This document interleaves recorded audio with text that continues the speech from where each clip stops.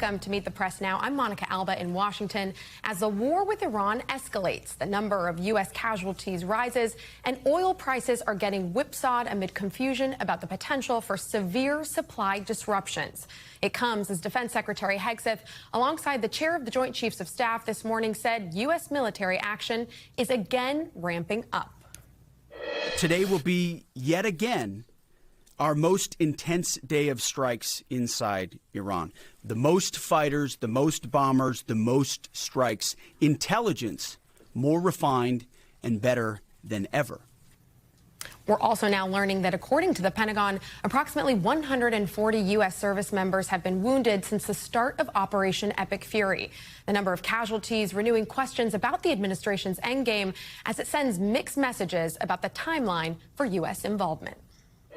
What I want your viewers to understand is this is only just the beginning. Mr. President, you've said the war is, quote, very complete, but your defense secretary says this is just the beginning. So which is it, and how long should Americans be prepared? Well, I think you could say it both. It's the beginning. It's the beginning of building a new country. We could call it a tremendous success right now as we leave here. I could call it, or we could go further, and we're going to go further. He gets to control the throttle. He's the one deciding, he's the one elected on behalf of the American people when we're achieving those particular objectives. And so it's not for me to posit whether it's the beginning, the middle, or the end. President Trump will determine when Iran is in a place of unconditional surrender, when they no longer pose a credible and direct threat to the United States of America and our allies. Adding to the uncertainty, last night, the president suggesting he could further escalate the war if oil prices continue to rise. And this morning, writing on social media, quote, if Iran does anything that stops the flow of oil within the Strait of Hormuz, they will be hit by the United States of America 20 times harder than they have been hit thus far. He went on to threaten death, fire, and fury. Iran's Revolutionary Guard responding defiantly that it will, quote, not allow the export of even 1 liter of oil from the region until the U.S. and Israel stop the strikes. The competing claims about the war continue to roil the price of oil, which initially fell after Energy Secretary Wright posted a video today saying the U.S. Navy successfully escorted an oil tanker through the Strait of Hormuz, but moments later he deleted the post. White House Press Secretary Karoline Leavitt then clarifying there was no escort through the strait. I can confirm that the U.S. Navy has not escorted a tanker or a vessel at this time, though, of course, that's an option the president has said he will absolutely utilize if and when necessary at the appropriate time. Leavitt also vowing that oil and gas prices will drop rapidly once the U.S. mission is complete. Right now, the price of oil is roughly 25% higher than when the conflict began, and prices at the pump have gone up roughly 20% on average. Joining me now is NBC News Chief White House Correspondent Peter Alexander, NBC News Senior National Security Correspondent Courtney Kube, and NBC News Chief International Correspondent Keir Simmons. Thank you all for joining me. Peter, is it clear what the administration's end goal in Iran actually is? Did we get any more clarity on what that is from the White House today? You know, Monica, first, can I say I think you look good in that anchor chair there. But let me get to the headline out of this right now. And this is what I think was particularly striking. It's that we heard this idea of unconditional surrender. That was sort of the end point that President Trump wanted. But today, Karoline Leavitt, the president's press secretary, really redefined what that means, unconditional surrender. You played part of that soundbite, but it's worth repeating. She said President Trump will determine when Iran is basically in a position of surrender, which in effect gives him maximum flexibility to make a decision that the war should continue or it should end at any point that he so chooses. One of the questions has been, will the president be satisfied if the now deceased Ayatollah's son does serve as the next supreme leader, as Iran has announced within the last several days? And Karoline Leavitt was pressed on that very question by our colleague Garrett Haake. Take a listen. Is the ending of this war also contingent on Iran selecting a leader that the president finds acceptable? And if so, how is that not the definition of a regime change war? Look, as President Trump has blatantly and frankly stated, it's obviously within the best interest of the United States and the West to no longer have a radical terrorist in charge of Iran. We have objectives that we have laid out that the commander-in-chief wants to see achieved. When they are achieved, then it will ultimately be up to the president to end this operation. Okay, so I think not exactly addressing my question, though. Is that political objective also necessary for the president to decide to end this war? Look, again, I just told you the objectives of Operation Epic Fury. When those objectives are met, the president will dictate the end of these operations when he deems that Iran no longer poses a credible threat to the United States of America. So, Monica, to the very basic question that you were asking, does it give us any better clarity about how long this war will last? I don't think that it does. You'll remember the president initially said 4 to 5, perhaps 6 weeks for a timeline. Then over the course of the last 48 hours, we heard from the defense secretary saying, in effect, that, well, this was only just the beginning. The president then said it was very complete, pretty much, then said it was a short-term excursion before insisting that it could go much further. So I think it's up to Americans and ultimately, at the end of the day, up to the president, where he's going to put himself in a position to say, all right, I think we've done enough, whenever he chooses. Raising questions about how that ends, Peter, but also a real mix-up today with the energy secretary posting that the U.S. did escort an oil tanker through the Strait of Hormuz, then the White House saying that's not what happened. Help us understand. Well, I think we're trying to get a better understanding of it as we speak right now. This is significant, obviously. The Energy Secretary, Chris Wright, making the announcement, as he said very specifically, the U.S. Navy had successfully escorted an oil tanker through the Strait of Hormuz. That would be notable because, obviously, so much of the global markets as they relate to oil right now are concerned about the inability, the sort of chokehold on that critical passageway, just about 21 miles wide, controls about 1/5 of the world's oil that goes through there right now. And the president has made it very clear that he wants to see oil flowing smoothly through that. So the fact that this was posted made a lot of investors feel very good that there was progress, that it was quickly deleted. The White House then said that that is not the case. No oil tanker has been allowed through there. We're still trying to get answers why such a thing would have been posted if that weren't the case. And the president, you played one of his, or shared one of his posts from earlier. This is a post that he posted within the last hour or so. He said, among other things, if Iran has put out any mines in the Strait, in the Hormuz Strait, and we have no reports of them doing so, we want them removed immediately. If for any reason mines were placed, he says, and they are not removed forthwith, the military consequences to Iran will be at a level never seen before. Initially, he said that we might hit them 20 times as hard. Now they'll be a level never seen before. This is the president's sort of effort to continue those threats, and it's not entirely clear that it's getting him what he's looking for. So many fast-moving developments. Peter, thank you so much for all of that. Courtney, I want to turn to you now because we did hear Secretary Hegseth say today it was going to be the most intense day of the war so far. Is it clear what he meant by that? Not really. I mean, you could figure out just based off of how the op-tempo, how this campaign has been unfolding, that there would be more potential aircraft in the air today than there have been over the last 9 or 10 days. And that's simply by virtue of the fact that the first couple of days they were taking longer range standoff strikes and taking out air defenses and things. And if you look at a map of Iran, you can actually trace from the west coast, the western side of the country, over further and further as the U.S. and Israel continue to push more towards the center. As they push towards the center, they're essentially clearing space to make it safer for manned aircraft to fly, meaning every day, theoretically, if they wanted to, if they have the ability, they could bring more aircraft in and conduct more strikes every single day, just because the skies are simply safer to do so. And as this stretches on, we are learning about significantly more U.S. casualties, it seems. So what do we know about these 140 service members so far that have been injured, according to the Pentagon? So we know that the majority have already been returned to duty, about 108 of them. There are still at least 8 who are seriously injured. That number was higher. It's gone down as some of them who were seriously have recovered more and are, potentially still injured, but not in a more potentially dangerous category. We don't know a whole lot about the 24 or so who are sort of in the middle there, other than we have to keep in mind that the majority of these injuries manifested from the strikes by Iran in the first 24 to 48 hours. That was when Iran really just pummeled the region with barrage after barrage of missiles and drones. There were probably people who had some sort of injuries then, like a traumatic brain injury, maybe a concussion, something that may not have immediately been evident to them, and they may be coming forward as the days unfold. So it's possible that we'll see even more injuries like this go forward, but it doesn't necessarily mean that there have been more attacks that have been successful against U.S. troops in the region. And that could continue to change, as you point out. We've been talking a lot about the strike on the elementary school in southern Iran on the first day of the war. I do want to play an exchange a reporter had with the president and what he had to say about it yesterday. Hi, Mr. President. You just suggested that Iran somehow got its hands on a Tomahawk and bombed its own elementary school on the first day of the war. But you're the only person in your government saying this. Even your defense secretary wouldn't say that when he was asked, standing over your shoulder on your plane on Saturday. Why are you the only person saying this? Because I just don't know enough about it. I think it's something that I was told is under investigation.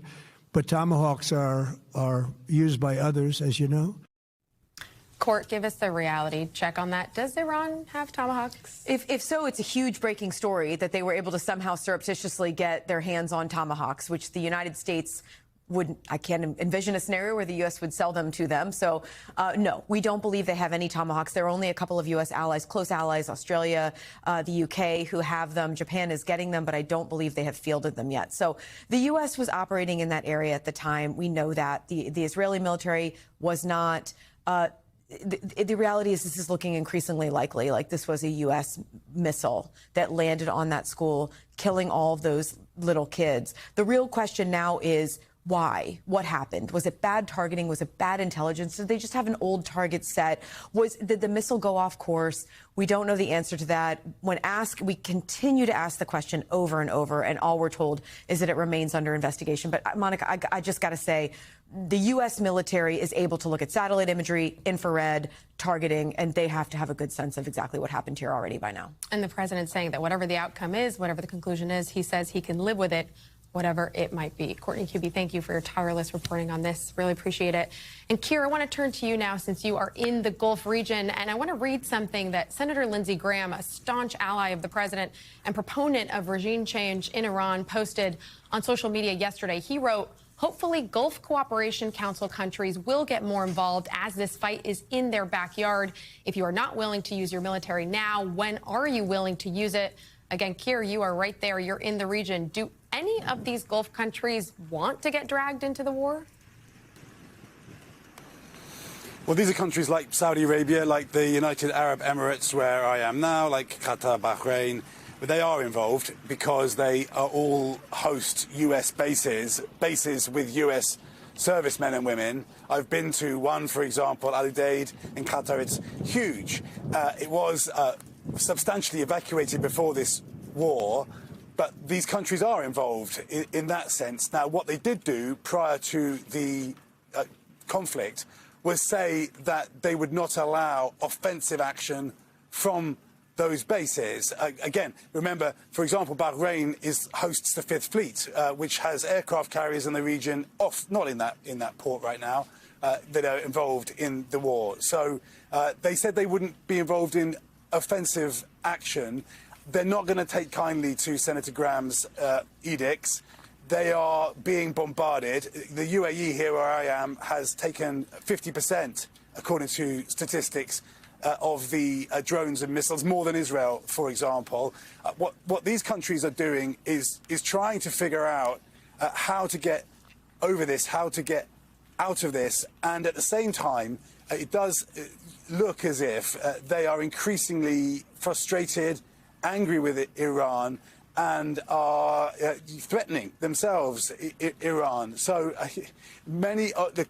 bluntly, many of the capitals here will find Senator Graham's intervention profoundly unhelpful in what they consider to be a very difficult situation where they are trying not to end up further in quicksand and this to turn into more of a regional war, which is a real risk at this stage.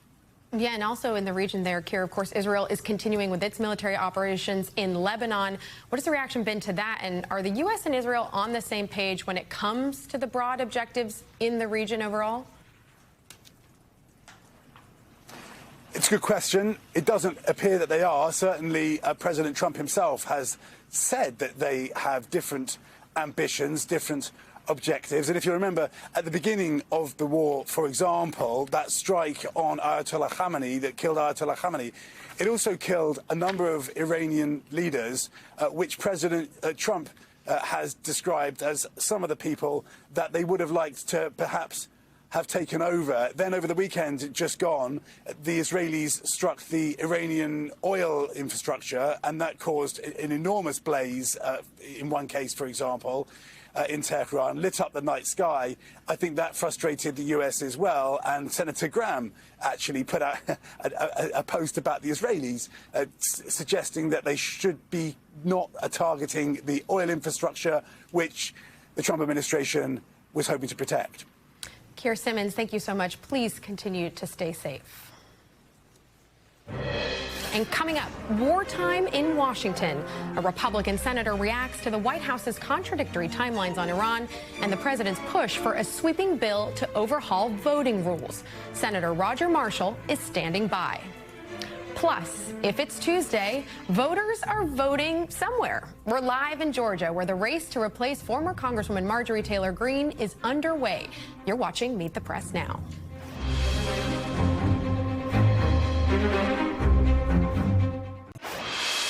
Welcome back. As the war with Iran stretches on, Republican Speaker of the House Mike Johnson now says Congress is anticipating passing a supplemental funding bill for the military. Listen to that. I think a supplemental funding bill for military is inevitable. We were anticipating a supplemental even before the Iran operation began. So that will happen. The timetable is yet to be determined. Now, bipartisan support would be needed in the Senate to pass any kind of supplemental, and it's not clear that there would be enough Democratic votes. Today, Senate Minority Leader Chuck Schumer is calling for a public hearing into the war. Donald Trump, Pete Hegseth, and Marco Rubio owe the American people some answers. The administration needs to come before Congress and testify in public hearings under oath as to why our troops are fighting and dying in the Middle East. Joining me now is Republican Senator Roger Marshall of Kansas. Senator, thanks very much for being with us today. I want to start with what the president said on Monday, and that is that the war would be, quote, ended soon. But he also said, quote, we could go further and we're going to go further. So which is it, Senator? Well, Monica, I think sometimes we hear what we want to hear. I think the president's been very clear from the beginning what our goals were here. So it's going to be over with when we have annihilated Iran's missile systems, their nukes, their Navy, and they're unable to fund or arm terrorists. He described what would have been a 4 to 6 week timeline to begin with. We're ahead of that timeline. We could only wish that war was so simple that we could predict exactly how long it's going to take. Again, the good news today is that it sounds like Iran's firing power is down over 90%, that they're firing 80, 90% less missiles and less drones. So you have been supportive of the president launching these military strikes on Iran, but we are 11 days into the conflict. So is there a point when you do believe the president needs to ask Congress for authorization to continue with this war? You know, I think the War Powers Act is very clear that it gives the presidents about 60 days of leeway. And the president has followed the law to the letter, that he notified Congress within 48 hours. And now he has this 60-day time period really to protect Americans. He's constitutionally called to protect Americans. But Congress has the right to recall the situation as well. The Democrats tried that once and it didn't work. To me, it's really interesting that the only one really supporting Iran right now, it's not China, it's not Russia, it's the Democrats. Well, Senator, I find it interesting that you brought up the 60-day timeline, because Vice President J.D. Vance has actually called the War Powers Act, quote, fundamentally fake and unconstitutional. So what makes you think the administration will come to Congress within those 60 days? Well, I don't know if I have an answer to say what they will and won't do. But I think when we get to that 60-day limit is that Congress does have more powers and that we can act. Well, the president and the defense secretary haven't ruled out so far sending ground troops into Iran. They haven't taken that off the table. And there was reporting this week that the president is even discussing sending special forces to recover Iran's remaining highly enriched uranium. Is that something you would be supportive of? I don't know if I want to get that specific. I certainly don't want to take anything off the table, but I want to be real clear is that I hate war, okay? I served, my dad served, my brother served, my son is serving, and we hate war. But unfortunately, the price of freedom is not free. And I'm grateful to the soldiers, the airmen and women who are able to, they're out there defending our nation right now. I wouldn't want to get real specific, say what I would and wouldn't do, but I certainly hope and pray that this war will be over very soon and that we'll never have any boots on the ground. Got it. Thank you, Senator, for that. I do want to turn to the idea that the U.S., according to the president, could lift some oil-related sanctions that had been put in place to punish Russia specifically for the war in Ukraine. That move came after the president had an hour-long phone call with Vladimir Putin yesterday. Do you support lifting those sanctions, Senator? I do. And here's a great use of the tariffs by President Trump. President Trump used the tariffs to get a first-time ever deal done with India. And he also, on a geopolitical scale, got India to agree to not buy any further oil from Russia. But here we are, it's a new day. Yeah, that's just it. This life does not happen in a vacuum. So it's a new day here, and we do have a significant conflict in the Middle East, and oil prices surged. Fortunately, they're coming back down, those markets, anticipating that this conflict will be shorter than everyone's expecting. And Senator, I do want to turn to the Save America Act, since Senate Majority Leader John Thune said the votes are not there to get it past the Senate filibuster. Let's listen to that. We'll talk about it on the other side. We don't have the votes either to proceed, get on a talking filibuster, nor to sustain one if we got on it. But that is just a function of math, and there isn't anything I can do about that. So how do you see this? What would be the feasible path to passage here?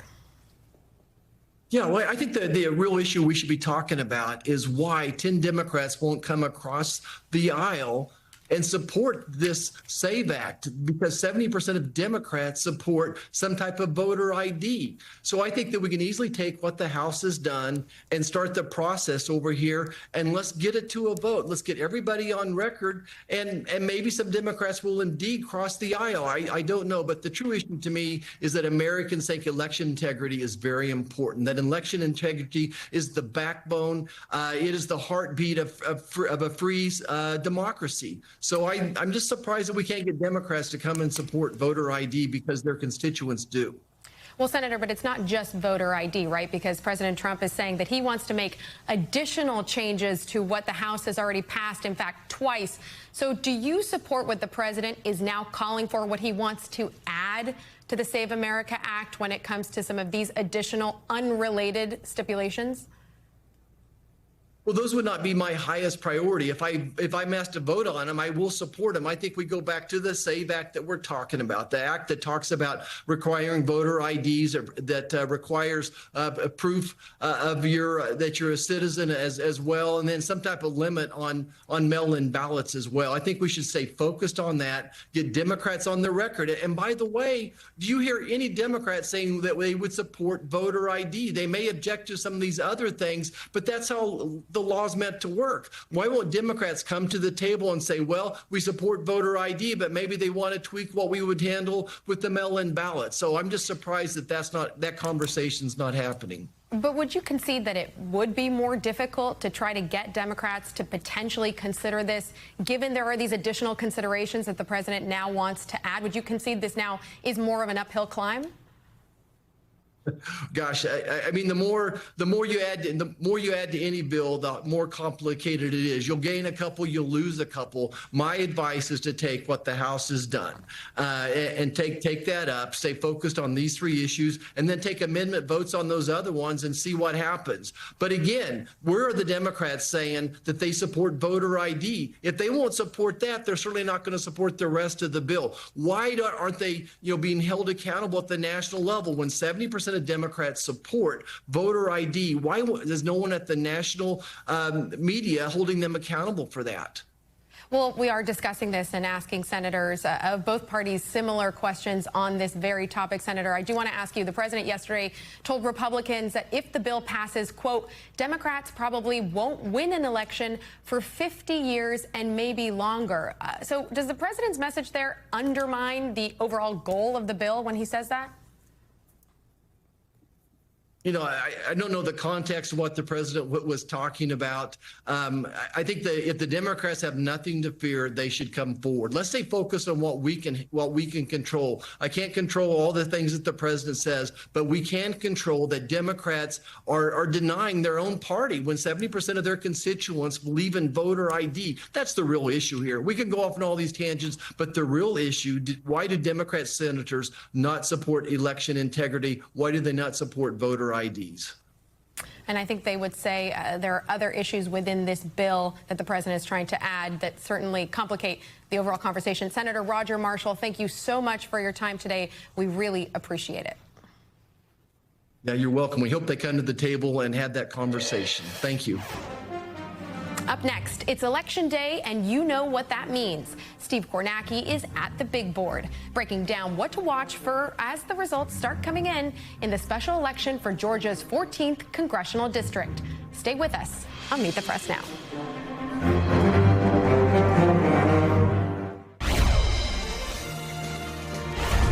Welcome back. If it's Tuesday, voters are voting somewhere. And today, those somewheres are Mississippi and Georgia, where there's a very crowded special election to fill former Republican Congresswoman Marjorie Taylor Greene's seat. Meanwhile, in Mississippi, incumbent Republican Senator Cindy Hyde-Smith is facing a challenger in her primary. And on the Democratic side, it's a generational battle as incumbent Congressman Benny Thompson, who recently turned 78, faces a primary challenge from 34-year-old Evan Turnage, a former Senate aide. Joining me now is NBC Chief Data Analyst Steve Kornacki, and Aaron Gilchrist is on the ground in Georgia. Thanks to you both. Steve, it is quite the field of candidates. So is it even possible to avoid a runoff here? Yeah, it's possible, but certainly not likely. Look, this is a top two primary, they call it, right? You see the three sort of leading names right here, but we could keep scrolling down and go all the way down to 17 different names, 17 active candidates here. And the way this works is they're all on the ballot, Republicans, Democrats, there's Libertarians, Independents. Whoever finishes in the top two slots advances to a runoff in April, unless somebody gets 50% plus one, an outright majority wins tonight. Nobody is expecting that, but I think the dynamics to keep an eye on as the results come in. First thing to remember, of course, this is an overwhelmingly Republican district. Marjorie Taylor Greene had won by nearly 30 points in her final election. Donald Trump won this district by 37 points. Now, this Democrat right here, Sean Harris, he was the opponent that Greene faced in 2024. He got 36% of the vote. He's raised a ton of money nationally for this race, and it seems like he's probably largely consolidated the Democratic vote in this district. So while this is overwhelmingly a Republican district, if Harris can sort of monopolize the Democratic vote in the incredibly crowded race like that, he could get one of those two runoff spots. There's even a world tonight where maybe Harris could finish with the most votes of any candidate tonight. But again, something to keep in mind, part of that is because he may consolidate the Democratic vote, whereas the Republican vote is going to be split up. And I think the suspense and the drama when it comes to that Republican vote is around these two candidates right here, Clay Fuller and Colton Moore. Clay Fuller is the candidate endorsed by Donald Trump. I think that's what you need to know. He ran for this seat 6 years ago. He barely registered in the Republican primary, but he's got Trump's endorsement. And sometimes that's all it takes in one of these primaries. And then there's Colton Moore. He was a state senator. He certainly had some very provocative antics. He's been aligned with a lot of MAGA figures. I think he was certainly thinking he would get the Trump endorsement in this campaign, but he didn't get it. So can his sort of MAGA style work without the ultimate MAGA endorsement from Donald Trump? But I think those two Republicans here vying for maybe one of those spots, and then Harris, the Democrat. But again, whoever emerges, overwhelmingly Republican district still. Big day for the big board. We love to see it. Thank you so much, Steve, for breaking it down. Aaron, I want to turn to you since you are in former Congresswoman Marjorie Taylor Greene's district today. She hasn't weighed in, right, on the race to replace her, but the president did endorse Clay Fuller, as Steve just pointed out. You just spoke to him. What did he tell you? You know, I think Steve laid the foundation here very nicely, Monica. Clay Fuller believes that this endorsement from President Trump is really going to be helpful, very helpful, in helping him to get to a place where he is closer to winning this election. Steve laid out why we think that a runoff is very likely here. Just the math seems to suggest that that's going to happen, given that there are so many people on the ballot in this district right now. But Clay Fuller told me that he does feel like he is the one with the wind behind him, helping him to get to a good place after tonight. I want you to hear part of our exchange a little earlier today. We feel great, feel really confident. I feel like I'm the most dangerous candidate in the race with the president's endorsement. So we're just making sure that we're driving out the vote here today, trying to contact as many voters as we can. Well, let me ask you, since you brought up the president's endorsement, how significant do you feel like that is? How much do you feel like that's been helpful for you? It's been immensely helpful. Not only is it the honor of my lifetime, because I worked for President Trump in the first Trump administration as a Trump appointee, but I know going out and talking to voters across the district, one of the main things that they were concerned about when this race first started was where the president was going to be. Now, I can tell you that the people here that we've spoken to already today have seemed to indicate that Clay Fuller is their choice because he's gotten this Trump endorsement. And also, if you sort of listen to him talk, people like him because he's not like Donald Trump. So there's definitely a clear desire to have Trump policies, but the temperament, maybe, Monica, is something that some voters in this area have indicated they're not necessarily wanting to see in the person that they choose. That's why they backed Fuller in this case. But of course, Colton Moore is a contender and somebody that folks are voting for. We've spoken to some people here who did vote for him, and we're going to get a chance to talk to him in just a couple of minutes here. Aaron, tell me more about those voter conversations. What issues are they saying that are driving them to the polls today? And is the war against Iran weighing on their decision at all? Yes, it's a conversation that we've had with a few people that we've spoken to here. Folks who have been supporting Republicans do support President Trump in a big way, and they've spoken about their support for what he's doing in Iran. There's been some conversation with folks who are a bit uncomfortable with the reality of needing to take that action in Iran, but they do feel as though the president has made the case for why that action is needed. Listen to some of the voters we talked to a little while ago. I feel like he's doing the right thing. I heard that he was trying to make the bomb, and he's trying to stop that, and I think that's important. If you get picked on enough in school, sooner or later you get mad, and I just sort of feel like we've been picked on enough, and I guess our president decided he'd had enough. I would just like there to be some return on investment for our time. If we do anything in another nation, that would be my primary hopes, because it's not really a moral or an ethical question. It's an ROI question, unfortunately, for the taxpayer. And I think it's worth mentioning that we're seeing that support for President Trump from voters, and each of the 12 Republicans that are in this race have indicated that they are essentially aligned with the president, too, saying that they support an America First agenda. And so, Monica, it could very well come down to style when we see who the Republican is that rises to the top today. Fascinating and always important to get those voter voices. Aaron, thank you so much for doing that. We appreciate it. After the break, air campaign. New reporting on how the war with Iran and President Trump's many foreign entanglements could end up boosting Secretary of State Marco Rubio's 2028 prospects over Vice President J.D. Vance. Plus, the Justice Department's investigation into the 2020 election expands to another key county in a battleground state, as President Trump continues to push false claims about his 2020 election loss to Joe Biden. That story's next on Meet the Press Now.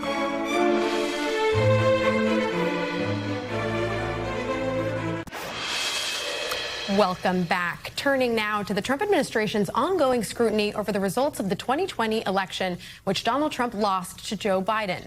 President Trump posting on social media that the FBI had secretly seized election records from Maricopa County. Now, that's the largest county in Arizona, which helped propel Biden to victory in the state. The Republican leader of the state Senate yesterday confirming that, writing, quote, "Late last week, I received and complied with a federal grand jury subpoena for records relating to the Arizona State Senate's 2020 audit of Maricopa County. The FBI has the records." Now, the FBI is not commenting, and the Maricopa County Elections Department says it has not received a subpoena, but will cooperate if it does. And it comes more than a month after the FBI raided an elections hub in Fulton County, Georgia, for records and ballots from 2020.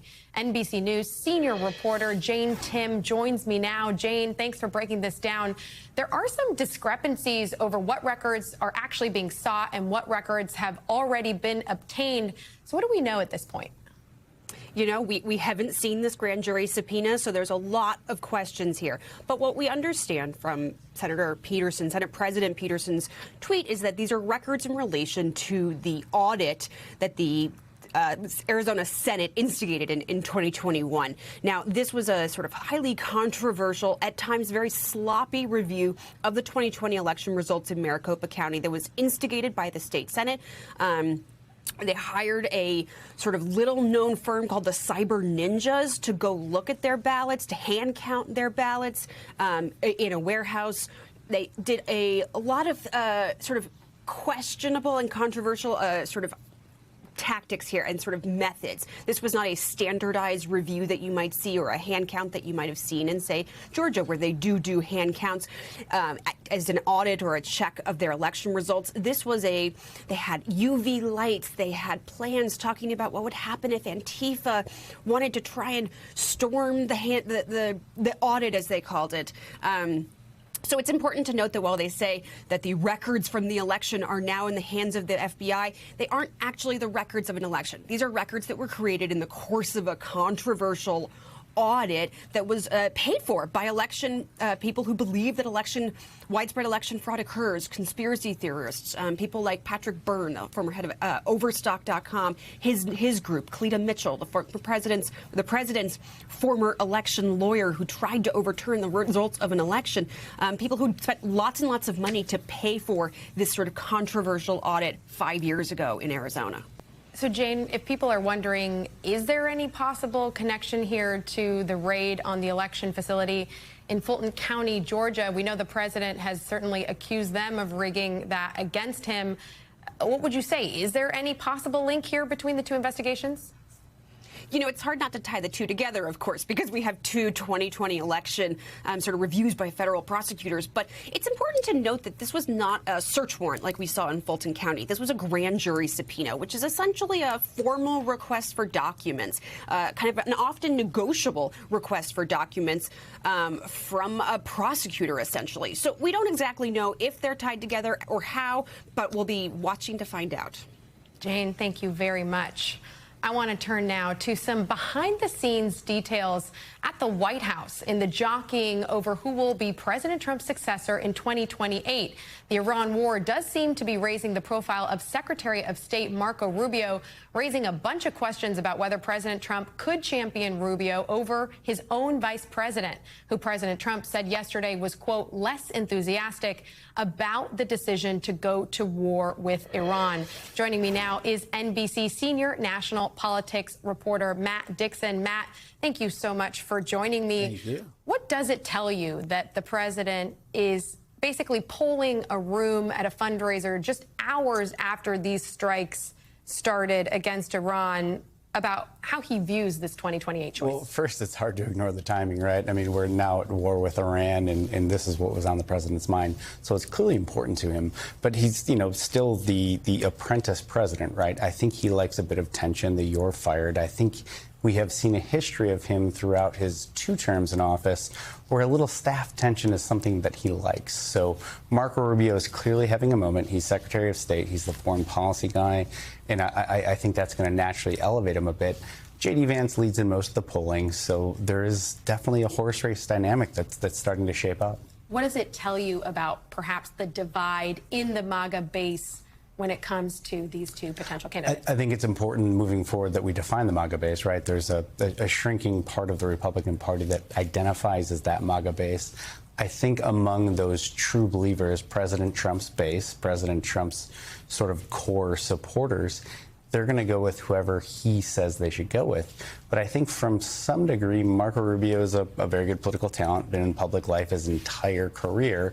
That there's going to be a real conversation to be had there about MAGA folks who are going to do what Trump says versus Republicans who maybe have a different view of things. And it's still really early. A lot could change. But looking at our latest NBC News poll, that showed that 90% of those self-identified MAGA Republicans do support U.S. military action against Iran. So does that mean that would translate? Would those numbers potentially change if it's Rubio urging intervention? How might that shift it? I think, and we've done some reporting on this as well, I think the length of what happens in Iran, how many service members potentially die, unfortunately, is going to do a lot to shape that. If it's quick or in or out, that I think is going to be a significantly different thing than if this goes on for months or whatever the duration might be. And we've seen a little bit less of the vice president maybe than we normally would. Mm-hmm. What is his team saying about that? I think the general perception is that Vice President Vance isn't as supportive of the operation, the war in Iran as President Trump is. And I think there's some intentionality to the idea. He disappeared on social media for a few days, which is much different than is normal for him. Well, and the president seems like he will tell us what he thinks once he makes a decision, right, about whether he will endorse his Secretary of State or his Vice President. He always Matt does. Dixon, really appreciate it. Thank you. And still to come, you might call it a book of revelations. A leading scholar on executive leadership lays out what he calls President Trump's 10 commandments and what it all means for the fate of U.S. politics. Keep it here on Meet the Press Now.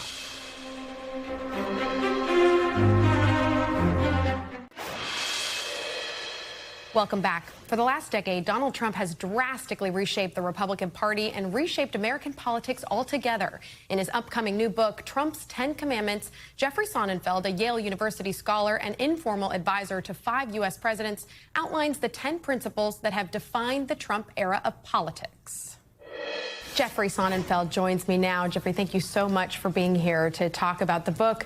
And I want to start first with your relationship to the president. How did you come to know Donald Trump? Well, it's an interesting story.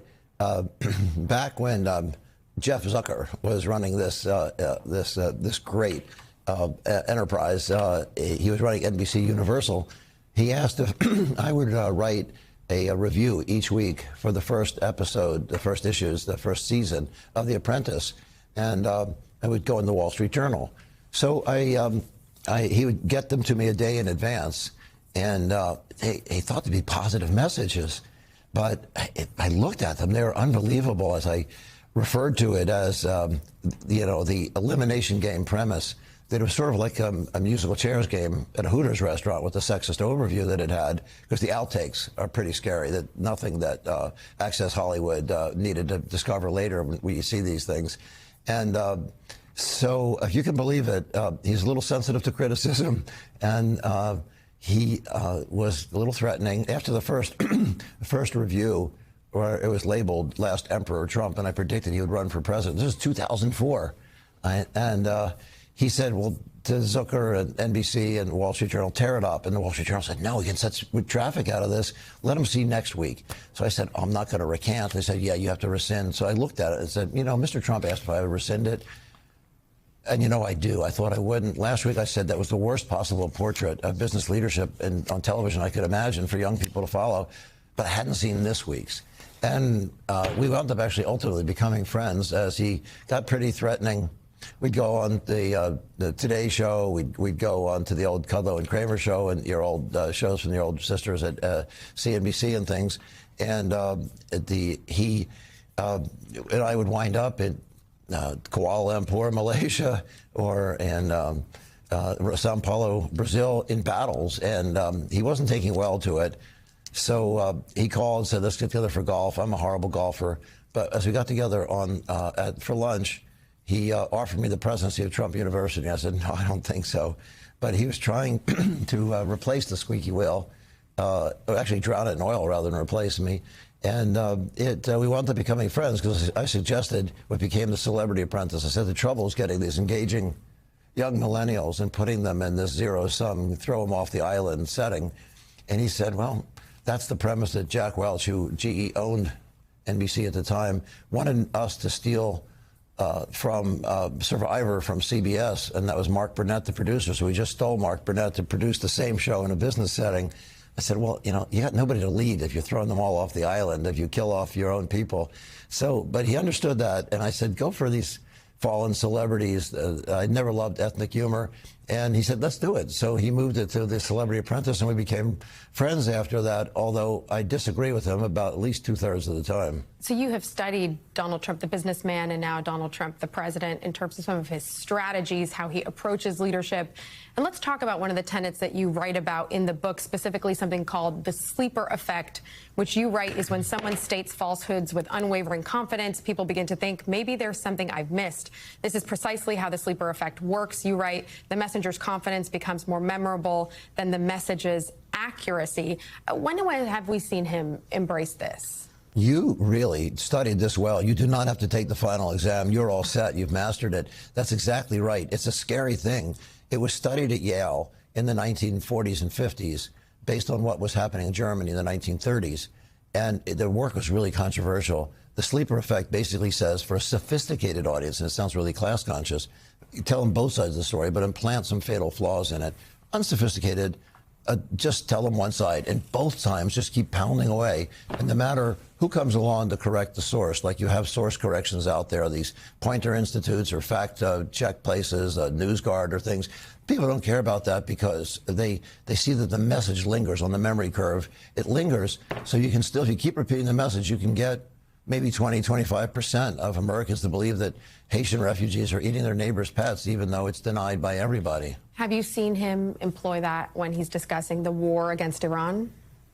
Yes, actually, what's interesting on that one, he's not sure what message he wants. Just in the course of the last 48 hours, we happen to have President Herzog and the chief of strategy for the Israeli Defense Forces and the chief of information officer, as well as Prime Minister Theresa May and others, some U.S. generals, and they all said, basically, what's the strategy here? He told us that the nuclear capabilities had been defanged, and now he's saying he wants to make it inoperable. But wait a second, I thought it's where we were 8 months ago, 10 months ago, and then he's shifted to say that we've accomplished about 80% of what we want. Then he said we've not yet begun the fight. So it's confusing, but he needs to have a consistent message, and he usually does that. But right now he's shopping messages to find out what works, and that's what he also does. There's a lot of trial balloons, and then once he sees what seems to be working. Similarly, with Venezuela, he went through a whole litany of alternatives. He suggested we were going to Venezuela for drug interdiction, but when it turned out that he had just freed 1 month earlier the former president of Honduras, President Hernandez, who hadn't just been extradited, but indicted by a jury and then convicted by another jury and sentenced for 45 years. And then he pardoned him. And that guy actually had proven links to massive drug trafficking into the U.S., whereas the Venezuela case wasn't so strong, that didn't hold up. So he switched. And he said, well, let me try and say that it's Russian and Chinese ships. And that didn't work. So then he shifted to say, well, the oil industry put me up to it. It was at the behest. And I called the leaders of the oil industry. They said, no, we have no interest in that sour, heavy crude Venezuelan oil, and it's too expensive to extract it there. Have you noticed any changes or evolutions from his first term to his second term and how he uses these commandments, as you call them? Yeah, when he went in, I don't think he thought he was necessarily going to win. He kept calling me in 2015 asking if he should run. And I told him that I thought that if he wants the attention, he could do it, that he'll get 15 to 18%, as Ross Perot did previously as a business leader with no background in government, and he'll crest there. And he said, great, that's what Melania says. She says I should run too. I said, wait, I didn't say you should run. I said just, but so he did. And he wound up with an inelegant moment, I believe it was in New Hampshire, where somebody had a hostile, bigoted statement about Muslims. And I told him afterwards, you know, you missed your McCain moment where John McCain as a candidate corrected somebody for attacking Barack Obama on similar terms, and he's not Muslim, but even if he were. But that was the wrong thing to say, because he hated John McCain because McCain stood up to him. And he said, well, I never said it. But he had a confidence issue back then. And he also put together what he thought was a marquee cabinet. They weren't, but they were people who were grounded in the legitimacy of their fields. They had authority, they had knowledge. Now he has sycophants, or if we weren't on television, I would say suck-ups, and people who have a filial piety back to him. They're beholden to him, and that's a problem because he has no guardrails now. So he keeps pushing and pushing and pushing to see how far he can go, and he wouldn't mind it if somebody pushes back. For example, when we saw the community of Minneapolis, including 60 major business leaders, the CEOs of Target and Medtronic and Cargill, and 60 of them, along with the clergy and, of course, massive street demonstrations, he moved away. The way you counter a bully, which is another point in here in this book, is through basic collective action, is another one of his lessons, is always to divide and conquer. He hates NAFTA. Then USMCA that he created. He hated that too, trying to constantly start fights between Mexico and Canada. He doesn't like NATO, which is to try to stir things up in the EU. And he feels that he's better off if he has people that are constantly at war with each other, and they're not a threat to him. In Trump 1.0, he had delegated a lot of power to people that also had authority. They were known in their fields of expertise in diplomacy or law enforcement or science, whatever it was. And he didn't like that. So now it's like a hub, like a solar system, or a wheel with a hub with spokes coming off of it. Everything goes through him. And Trump 1.0, it wasn't so centralized. So there, for the price of nothing, your viewers just got 3 of the 10 chapters. Jeffrey Sonnenfeld, thank you so much for your time today. We appreciate thank it. you. And we'll be back tomorrow with more Meet the Press Now. There's much more ahead on NBC News Now. We thank you for watching, and remember, stay updated on breaking news and top stories on the NBC News app or watch live on our YouTube channel.